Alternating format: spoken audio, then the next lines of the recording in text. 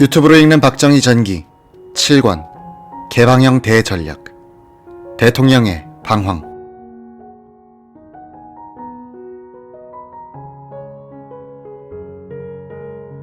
박정희 정권이 일본으로부터 1억 3천만 달러를 받아 선거에 썼다는 엉터리 폭로로 검찰에 구속됐다가 풀려난 김준원 의원은 5월 14일 국회 조사특위에 참고인으로 나가 이번에는 간첩 황태성이 사형되지 않고 오키나와에 살고 있다는 이야기를 종교계의 모 인사로부터 들었다고 말했다. 물론 이 주장도 사실무근이었지만 약자와 반대자에 의한 선동과 조작은 면책되는 분위기 속에서 김 의원의 거짓말은 묻혀 넘어갔다. 박 대통령은 1964년 5월 15일 5.16 군사혁명 3주년 기념 메시지를 발표. 솔직하게 자신의 심경을 밝혔다.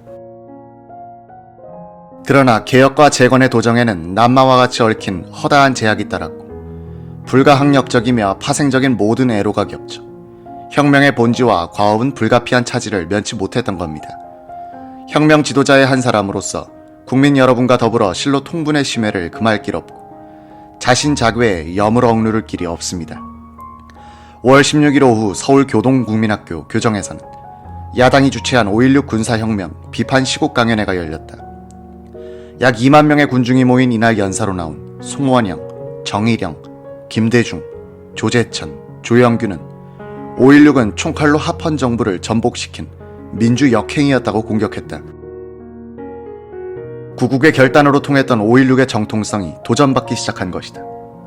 1964년 5월 20일 서울 시내 국외대학 학생들과 약 3,000명의 시민들은 서울대학교 물리대 마당에서 민족적 민주주의 장례식 및 성토대회를 열었다.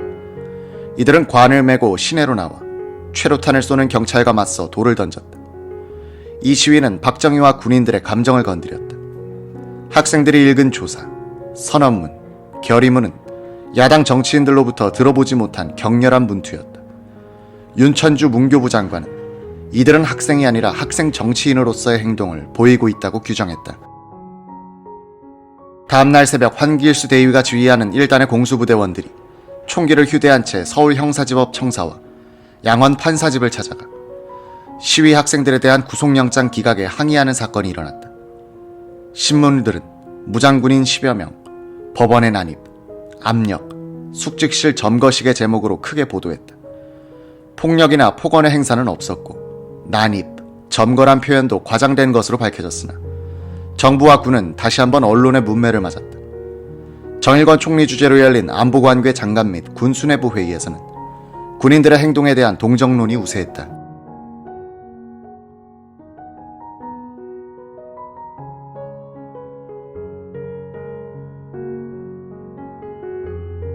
민정당은 당무회의를 열고 박 대통령에 대한 탄핵을 논의했다.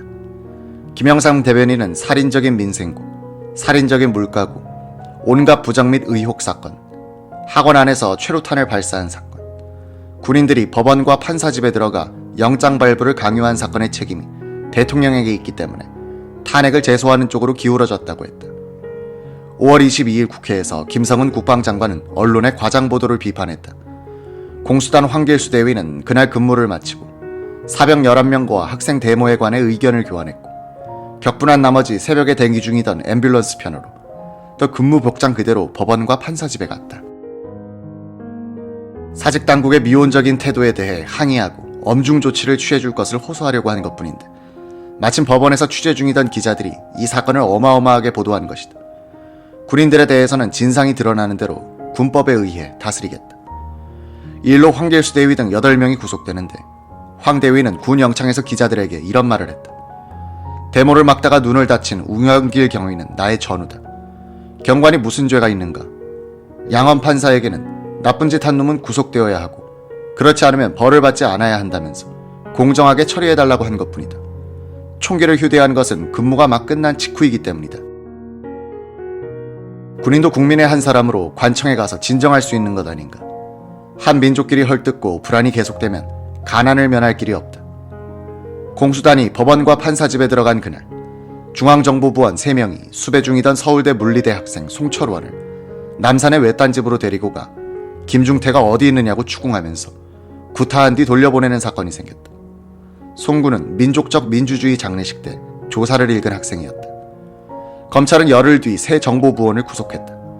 검찰에 자진 출두한 이들은 직무수행에서 온 실수일 뿐 양심에 거리낄 것이 없다고 기자들에게 말했다.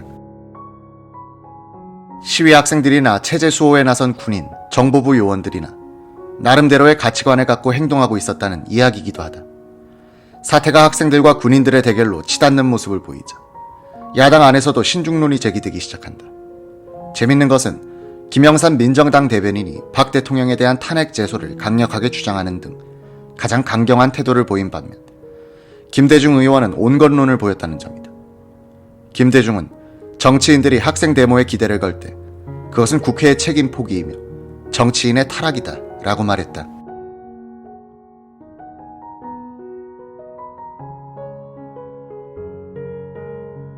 (1964년 5월 23일) 박 대통령은 호남 지역 시찰 중 기자들의 서면 질문에 답변하면서 이런 표현을 했다. 이러한 전국의 불안은 근본적으로 일부 정치인들의 무궤도한 언동, 일부 언론의 무책임한 선동, 일부 학생들의 불법적 행동, 그리고 정부의 지나친 관용에 연유되었다고 본다. 박 대통령은 항상 일부란 말을 사용하여 반정부 세력이 건전한 국민 대다수를 대표하지 못하고 있다는 것을 강조하려고 했다. 그는 정치적 언어가 가진 심리적, 전략적 의미를 잘 알고 있었다. 대다수 신문들은 언론을 건드린 대통령에게 거세게 반발했다. 조선일보 5월 26일자는 전국 불안은 과연 선동 때문인가? 일부 언론의 책임을 따져본다는 지상 토론 기획을 마련했다. 토론자로 등장한 홍종인, 장준하, 한경만은 모두 언론을 옹호하고 대통령을 비판했으므로 찬반 토론이 되지 않았다. 특히 장준하의 기고문은 요사이 신문에도 싣기 어려울 정도의 격렬한 대통령 비판이었다.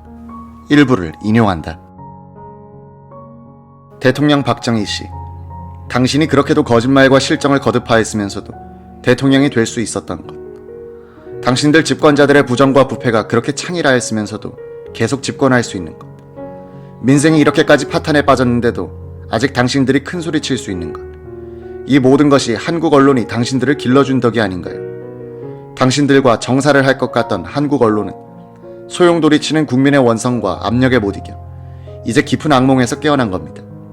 여보시오, 접대부의 치맛자락 같은 북구를 휘둘러가며 당신을 도와 당신을 대통령으로 만든 것이 한국의 언론이 아니겠소. 고마운 줄이나 아시오.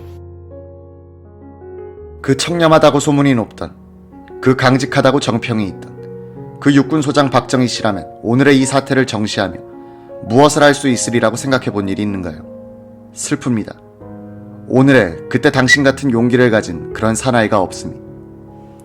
국회는 5월 27일 야당이 제출한 국방장관과 내무장관에 대한 해임 건의안을 표결에 붙였다. 이번에는 공화당에서 이탈표가 없이 큰 표차로 부결됐다. 이 결과를 박정희 대통령에게 보고하고 나온 공화당의 한 원내 간부는 기자들에게 하마터면 총재를 잃을 뻔했다고 말했다. 박 대통령은 이번 표결에도 공화당에서 반란표가 나오면 공화당 총재직을 내어놓을 생각이었던 것이다.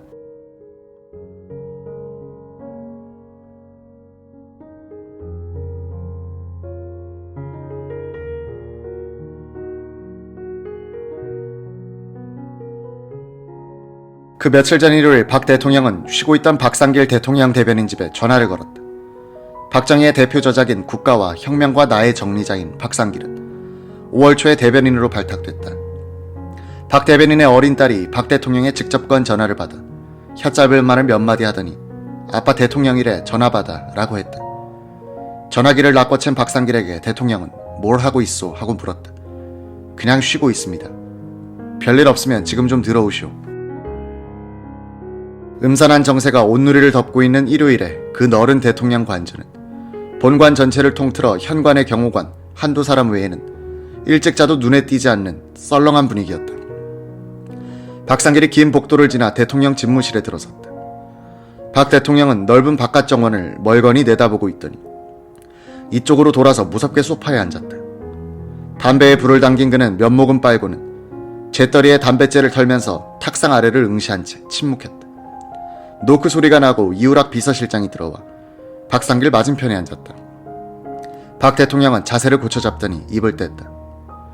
나 공화당 총재직을 그만두기로 했소. 대변인은 즉각 성명서를 써오도록 하시오.